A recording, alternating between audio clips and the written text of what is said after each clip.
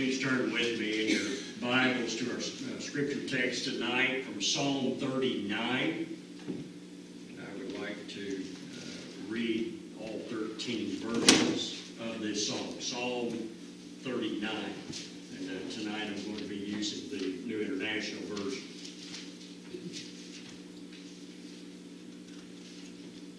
I said, I will watch my ways and keep my tongue from sin. I will put a muzzle on my mouth as long as the wicked are in my presence. But when I was silent and still, not even saying anything good, my anguish increased. My heart grew hot within me, and as I meditated, the fire burned. Then I spoke with my tongue. Show me, O Lord, my life's end and the number of my days. Let me know how fleeting is my life. You have made my days a mere handbreadth. The span of my years is as nothing before you. Each man's life is but a breath. Man is a mere phantom as he goes to and fro. He bustles about, but only in vain. He heaps up wealth, not knowing who will get it. But now, Lord, what do I look for? My hope is in you. Save me from all my transgressions. Do not make me the scorn of fools. I was silent. I would not open my mouth, for you are the one who has done this. Remove your scourge from me. I'm overcome by the blow of your hand. You rebuke and discipline men for their sin. You consume their wealth like a moth. Each man is but a breath. Hear my prayer, O Lord. Listen to my cry for help. Be not deaf to my weeping. For I dwell with you as an alien, a stranger, as all my fathers were. Look away from me that I may rejoice again before I depart and am no more. Take a walk through any cemetery and you will be reminded of a very basic truth about life. And that is, just as surely as each and every one of us had a beginning, each of us will have an end. Beneath the name of the deceased, on every tombstone, you will see the date they were born and the date they died. And separating those two dates is one small dash or a hyphen. And that little 1-inch hyphen represents everything that individual did from the time they began their earthly journey until their journey ended. All of their achievements, all of their successes and failures, all of their joys and sorrows, all of their good days and bad days are represented by that little bitty hyphen between the date of their birth and the date of their death. As David begins this 39th Psalm, he is in a deeply contemplative and reflective spirit. Charles Spurgeon referred to this as days of musing. Musing means to sit quietly in a deep, serious, reflective thought. And that's exactly what David is doing here in these opening verses of the Psalm. Look again at verses 1, 2, and 3. He said, I will watch my ways and keep my tongue from sin. I will put a muzzle on my mouth as long as the wicked are in my presence. But when I was silent and still, not even saying anything good, my anguish increased. My heart grew hot within me. As I meditated, the fire burned. Then I spoke with my tongue. Now, what's David doing here? Well, he is reflecting on his spiritual life at this point. He's thinking about all those times that he promised God that he would guard his ways and that he would stay on the path of righteousness, but he didn't do it. He's thinking about all the times he promised God that he would keep his tongue under control, but didn't do it. He's thinking about all the times he had promised God he would keep his emotions in check, but didn't do it. Do you ever think about those things? Do you ever think about all the promises that you have made to God down through the years, and how many times you have failed to keep those promises?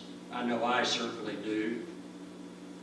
Like David, we all need some days of musing. We need times of silence where we put life on pause for a few hours or maybe in a few days, and just spend some time in deep, serious, reflective thought about our personal relationship with God. We need a time like that. Now, when you get to the end of verse 3, David breaks his silence, and he begins to speak in the form of a prayer. And this prayer is going to be the focus of our thoughts in this message. This prayer contains two petitions. One, Lord, help me count my days. And two, Lord, help my days count. Now let's consider that first petition. Lord, help me count my days. Look again at verses 4 through the first part of verse 6. Show me, O Lord, my life's end, and the number of my days. Let me know how fleeting is my life. You have made my days a mere handbreadth. The span of my years is as nothing before you.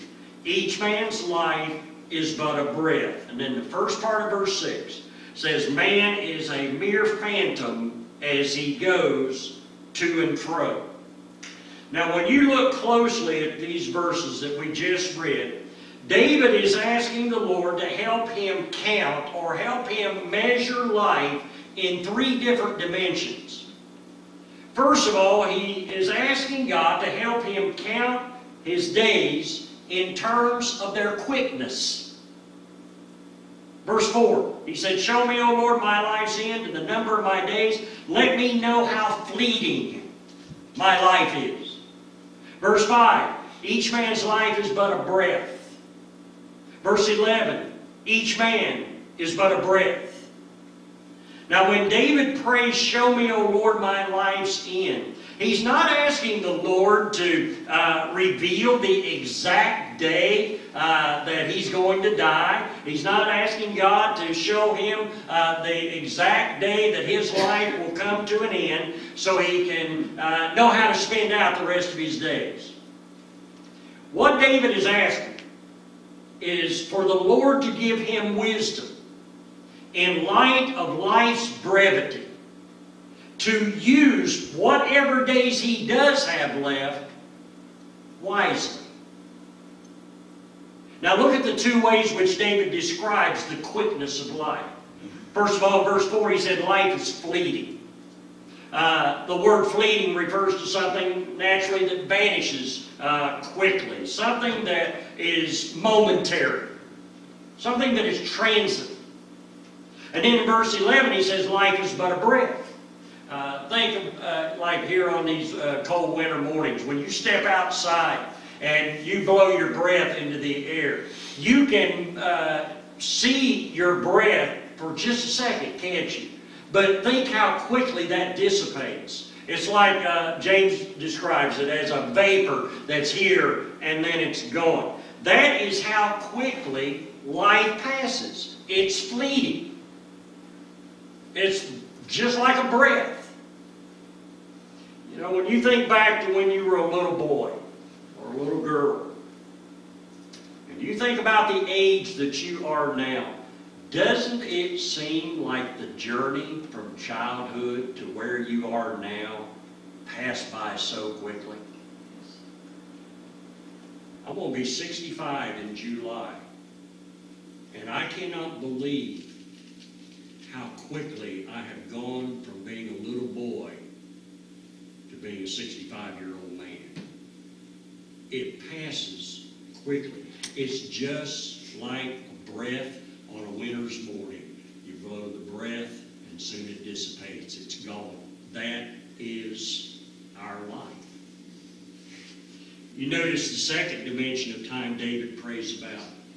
He says, help me count my days in terms of their length. In verse 5, he said, you have made my days a mere handbreadth. The handbreadth was a very common means to measure something back in David's time. In fact, a handbreadth was the smallest unit of measure in ancient Israel. The handbreadth was the equivalent of 3 to 4 inches. The handbreadth was the distance between these 4 fingers without the thumb, the distance from here to here.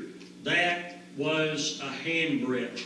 And David said that is all our life is. That's all the longer our life is. It starts here and it ends here. It's just a handbreadth. No sooner does it seem like our life begins, we blink our eyes, we've all grown up and we've grown old, and before you know it, our time to go has come. That is our life. Whenever you read an obituary in the newspaper, chances are one of the first things you look at underneath the name of the deceased is how old they were. How long did they live? That's what we want to know. You see, we measure life by its length. And so David prays, Lord, help me count my days in terms of their quickness, how speedily they pass by.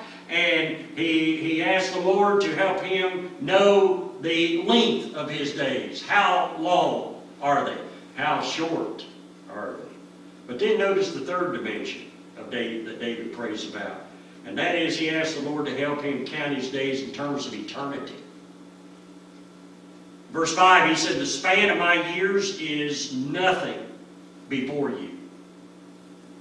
Now when David says that, he's not saying, Lord, I know my life doesn't mean anything to you. That's not what he means when he says the span of my years is as nothing to you. What David is acknowledging to God is that, God, you are eternal. You are timeless. You are from beginning of creation to the end of creation. And my 60 or 70 or 80 or 90 years here on earth are nothing compared to your eternal nature. It's just a blink of an eye. You see, if our life could be measured on an eternal radar, it would be nothing more than one tiny little blip on that radar.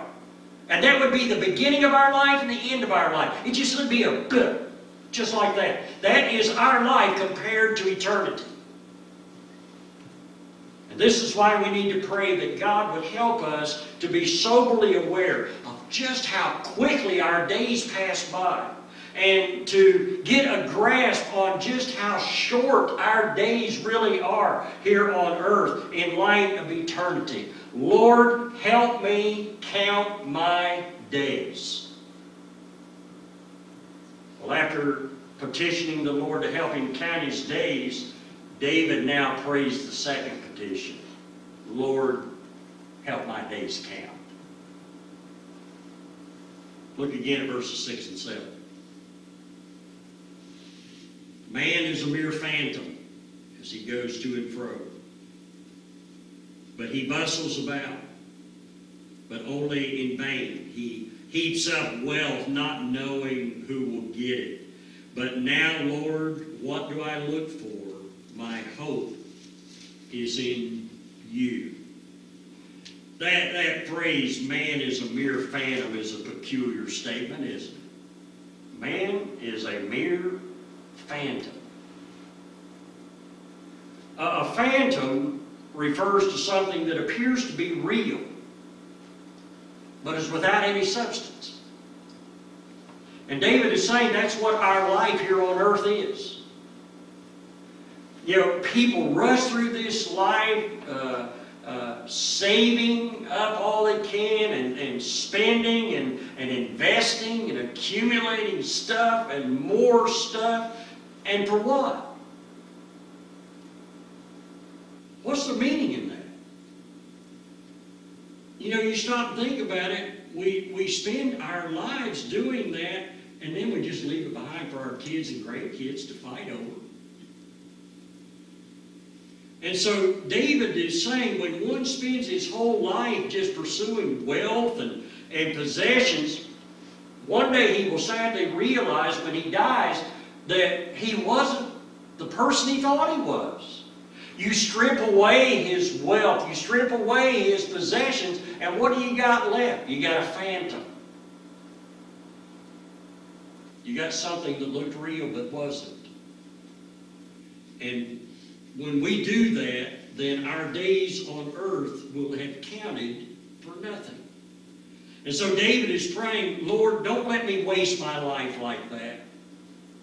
Lord, don't let me waste my life on meaningless pursuits. Help my days on earth to count for something in the end. In verse 7, David acknowledges that the only way that our days are going to count for something when this life is over is for you and me to live our lives for God. That is the only way that's going to count. He said, but now, Lord, what do I look for? My hope is in you. I truly believe that all of us here tonight want our lives to count for something, don't we?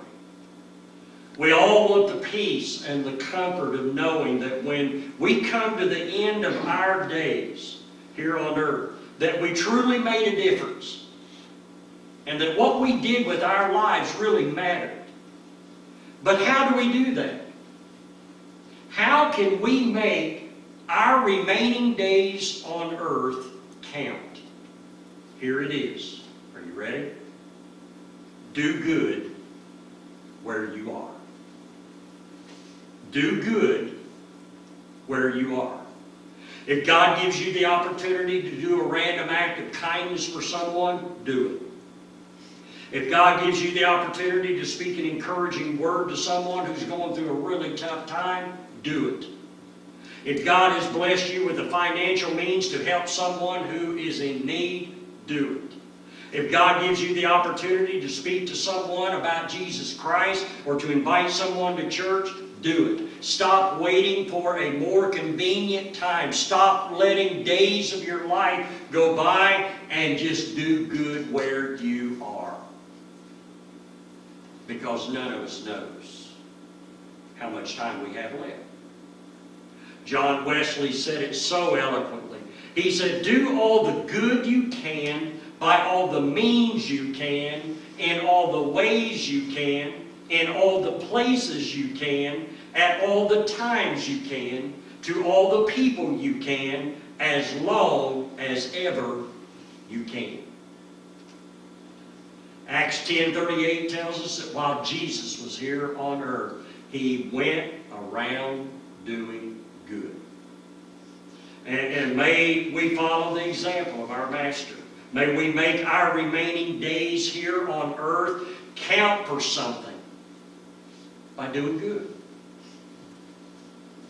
On the morning of April 13th, 1888, Alfred Nobel, a Swedish chemist who was the inventor of dynamite, opened the morning newspaper expecting to read the obituary of his older brother, Ludwig. However, he was startled to read the headline, "The Merchant of Death is Dead." The newspaper reporter in Paris had made a careless journalistic error and cited the death of the wrong brother. Alfred was reading his own obituary rather than that of his brother. And although he had made a fortune from explosives, he realized had he truly been the one that had died, that he would only be remembered by this world as the merchant of death and destruction. And so Alfred was disappointed with how he would be remembered. And he resolved to make it very clear to the world the true meaning and purpose of his life. Alfred would only live just 8 more years. But his last will and testament requested that all of his fortune of millions of dollars be used to create a series of prizes for those whose contributions greatly benefited mankind. And the result is the most valued of prizes that is given to this day. We know them as the Nobel Peace Prizes. American humorist Evan S.R. wrote, "You can't do anything about the length of your life, but you can do something about its width and its depth. It's not what is etched upon the tombstone that is remembered most, but rather what is carved upon the hearts of other people."